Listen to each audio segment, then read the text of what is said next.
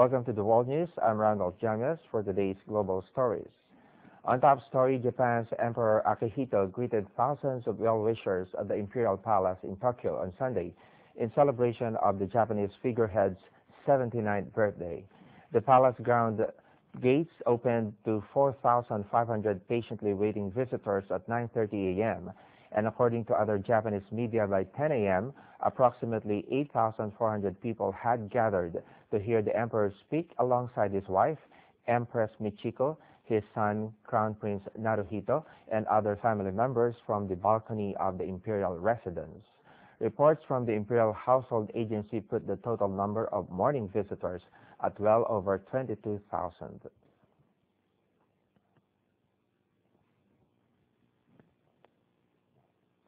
Now here in the southeast, Thailand is proposing a major trade partnership with India. Thai Prime Minister Yingluck Shinawatra said the two countries form the basis of strategic trade alliance between India and 10 nations of the forthcoming ASEAN Economic Community. She was speaking at the ASEAN-India Summit, which concluded in New Delhi. Thailand and India already have an important trade relationship, and it's a two-way street that's set to grow.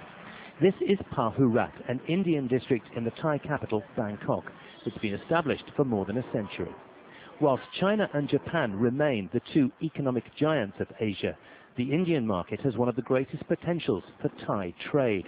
And Thailand is an attractive partner for India, looking for closer links with the Southeast Asia region.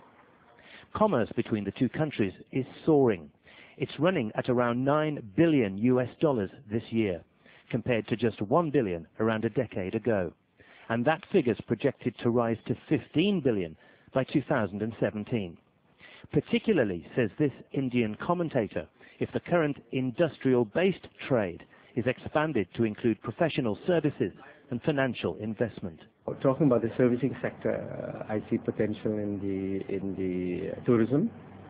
I can see tremendous potential in the infrastructure. As you know, India has got huge budgets to invest in the infrastructure, north, south, east, west roads, flyovers, expressways, ports, what have you.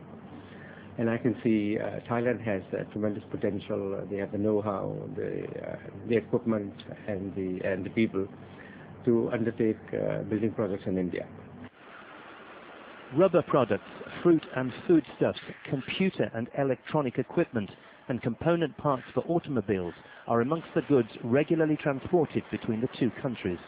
A 1,000-kilometer-long highway is being constructed to open up an overland trade route between India, Myanmar and Thailand, due for completion in 2016. And Thailand is advocating a Mekong-India economic corridor to create a sea route linking India with the deep-sea port being proposed here at Dawei in Myanmar and existing facilities in Thailand. Thailand and India already have a zero-tariff agreement on around 80 products, and there are moves to extend this much further. India and the ASEAN countries combined are home to 1.8 billion people, a quarter of the world's population. India's gross domestic product was valued at $1.7 trillion last year. The two regions have a bilateral trade target of $100 billion by 2015. And Thailand is looking to be a major contributor to that total. Martin Lowe, CCTV, Bangkok. Here in Myanmar, a campaign to ban spitting in public has been gaining popularity in the country, where the sight of people chewing and spitting betel nuts is common, leaving a red stain wherever they choose to aim. The spitting ban was proposed in the late August by Union Solidarity Development Party member News2. He sits on the Parliamentary Committee for Population and Social Development and says the ban would keep the streets of Myanmar clean. He also suggested that the betel nut sellers should provide cups or plastic bags for their customers to spit in. Dentists say commonly coated with tobacco is bad for the teeth and gums. People from across Ireland gathered at the ancient Newgrange tomb in County Meath this Friday to celebrate the winter solstice. December 21st is the official start of winter in the Northern Hemisphere. Every year for the past 5,000 years, people have gathered at Newgrange to celebrate the winter solstice, Located deep in the Irish countryside, this ancient monument is the world's oldest known solar observatory.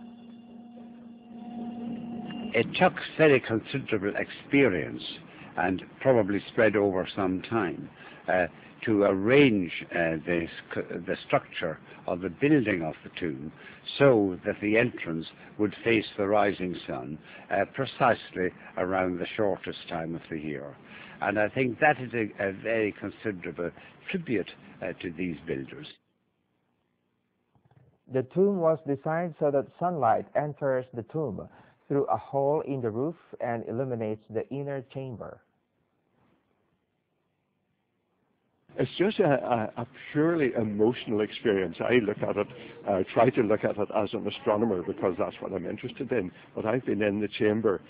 Unfortunately, I haven't actually seen the sunrise because when I've been in, it's been cloudy. But even so, you get this incredible frisson which runs through you knowing that at that very moment the sun is up there, and if the clouds were out of the way, it would be illuminating the inside of the chamber with all those fantastic carvings which were of great significance to those people. We can't quite interpret them, but it is something that you have to experience really to understand. The main calendar, the men's had a fantastic, very long calendar, and certainly one of the cycles in that calendar called the Bactun is due to end today, but there's absolutely no reason to believe that they thought that would be the end of the world.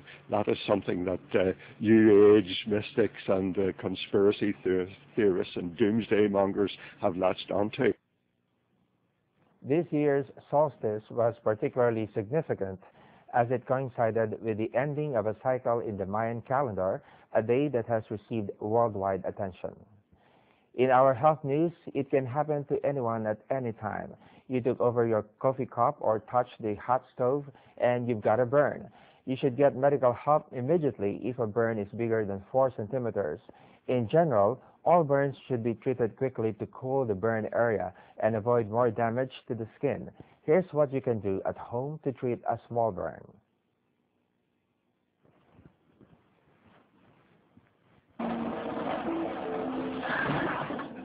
Ouch.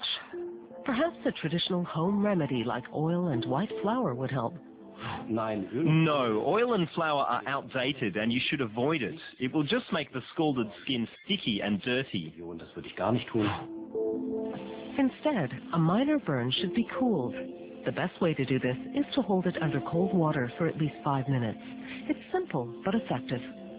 If you've scalded yourself, you've come into contact with hot steam or water at about 100 degrees Celsius. That's very painful, and you want to reduce the amount of skin damage caused by the burn. Instead of cold water, you can also use ice cubes or cool packs, but they should never be placed directly on the scald or burn. Freezing the skin will just cause more injury. Afterwards, aloe vera can have a cooling and moisturizing effect, but only if the skin is unbroken. If it's blistered, you shouldn't put anything on it. A blister means the skin is loosened. With any luck, the blister will stay closed, which will heal more quickly. So don't pop the blister. It will dry up on its own and protect and cover the skin. If the wound is open, a clean dressing can help, or an antibacterial silver Band-Aid. Burn ointments should be avoided. Burn salves should only be used by specialists in the hospital. At home, they'll just dirty the wound, so don't use any creams or ointments. Instead, make sure the burn is dry and that you bandage it properly. You don't want anything sticking to it, so don't use any greasy salve. Leave that up to your doctor. Minor scalds and burns can be treated with basic first aid at home and should heal within a week or so. Meanwhile, in China, white-collar workers and university students got to release some stress and forget about the pressures in life by taking part in a pillow fight in Shanghai on Saturday. The pillow fight, which has taken place just before Christmas for the last 6 successive years, was designed by Huang Na as a creative outlet for releasing stress. He said that the annual stress release was important for young people facing pressures from work and school. Around 200 participants held pillows above their heads as organizers counted down before the 10-minute fight, which saw pillows and feathers flying through the air. Tickets to take part in the pillow fight cost 180 yuan, or about $29.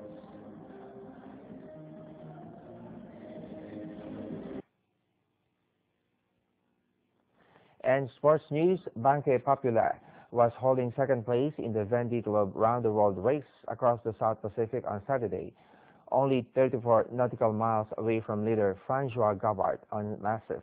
Organizers released video on Saturday, the 43rd day of racing, showing Banque Populaire skipper Armel Leclerc in festive mood and saying that he hoped to reach Cape Horn and cross from the Pacific to Atlantic by the new year. The race started on November 10, 2012, and after rounding Cape Horn, the fleet will be heading up to the Atlantic towards France and the finish. And that's the first half of our stories. Don't go away. We'll be back shortly.